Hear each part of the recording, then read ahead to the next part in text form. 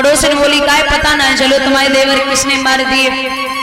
अब सत्रह की पत्नी बोली चुप रहो करो, वो बातों छिपी रात है। बोले तो बताओ। बोले बहना तू कब से ओठ न खोलिए, अगर तूने कब से कह दी ना तो हमारे देवर मर गए तो कोई बात ना, हमारे पति मारे जावेंगे।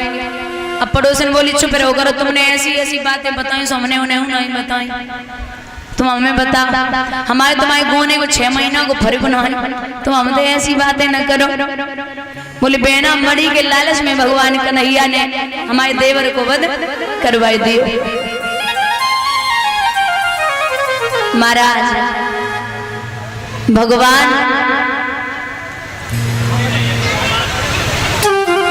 को सुबह के जब तक 7 बजे तब तक खबर लगी है कि भगवान कन्हैया के ऊपर ये दाग लगा है, तो प्रभु अपना कलंक छुटाने के लिए चले।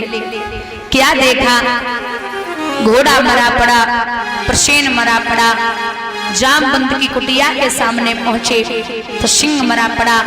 भगवान ने जवानों से कहा कि तुम 27 दिन तक यही रुकना, मैं अगर 27 दिन तक लौट के नहीं आ रहा हूं तो समझ लेना कि मेरे प्रभु लौटने वाले नहीं हैं। महाराज भगवान अंदर गए, ध्यान से सुनना।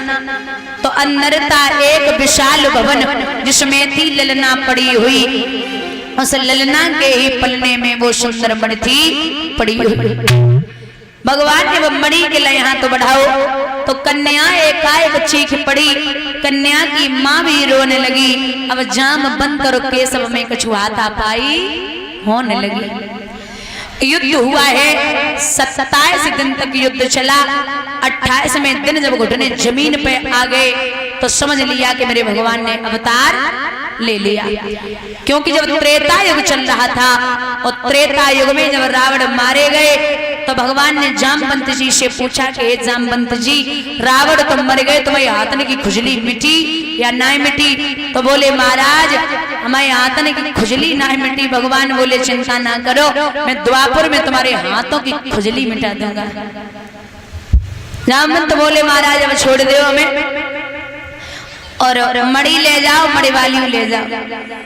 भगवान को मड़ी दई है और जामवंती को दो है। तो भगवान वहां से जामवंती को और मड़ी को लेके आई है। बोलिए गोविंद भगवान की। बम्बड़ी सत्राजित को वापस दई। सत्राजित ने बम्बड़ी को, सत्राजित ने बम्बड़ी को अपनी बेटी सत्यभामा की शादी कृष्ण के साथ में की और उस मणि को भगवान को दे दिया।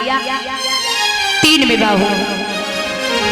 पहला विवाह हुआ रुक्मिणी से, दूसरा विवाह जामवंती से, तीसरा विवाह सत्यभामा से, चौथा विवाह कालिंदी से, 5वां विवाह उज्जैन देश के राजा है मित्रविंद की बिटिया है मित्रविंदा, भगवान बाउले आए।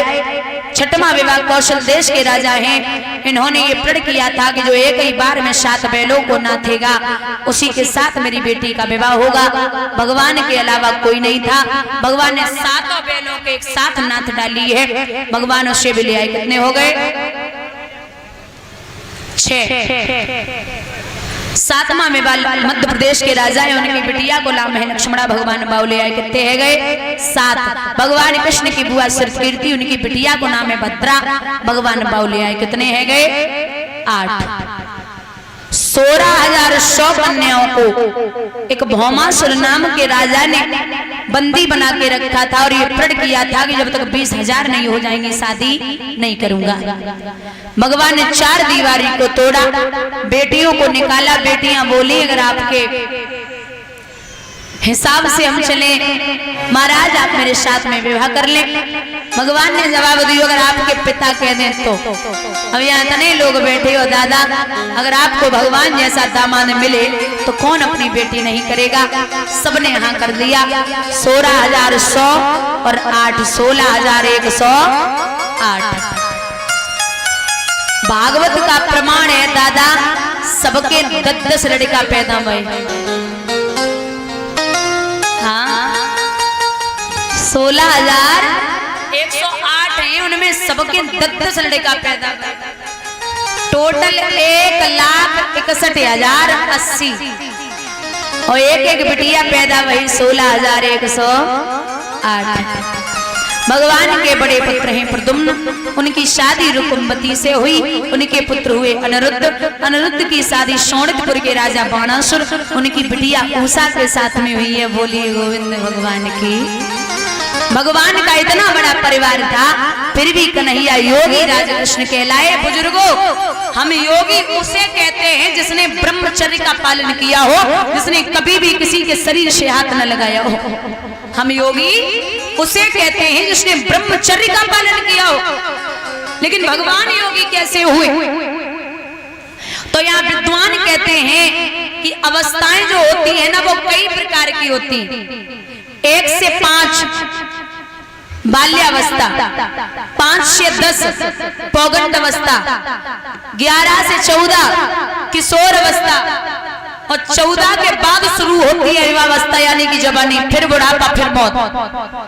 आपने देखा होगा कि भगवान की चाहे कितनी तस्वीरें हों, लेकिन भगवान के दाढ़ी मूंछ दिखाई नहीं दे सकते।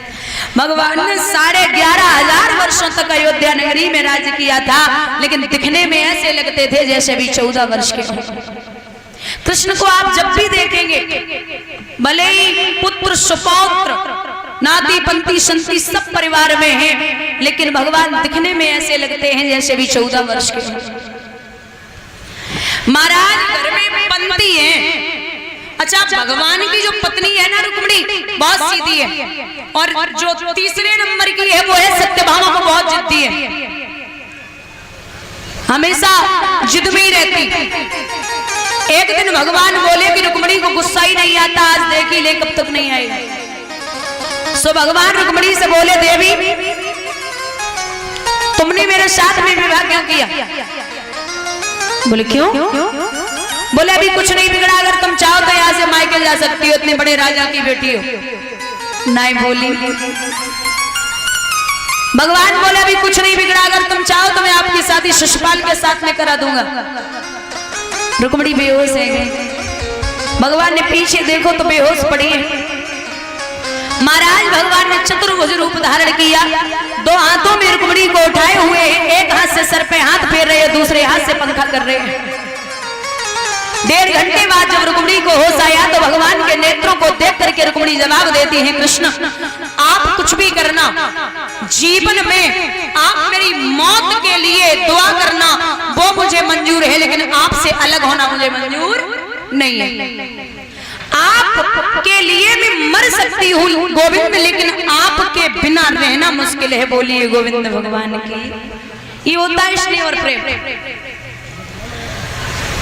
दादा ऐसे प्रभु का वंश चला।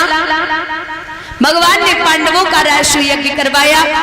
सभी द्वारिका के वासी मैया यशोदा, यहाँ बाबा नंद सब इकट्ठे हुए। 100 वर्षों के बाद 100 वर्षों के बाद भगवान की मुलाकात हुई मैया यशोदा बाबा नंद से।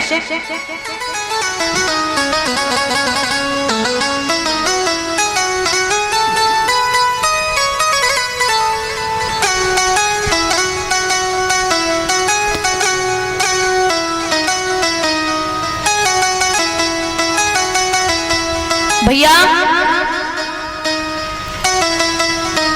यहाँ पांडवों के यज्ञ में भगवान ने स्वयं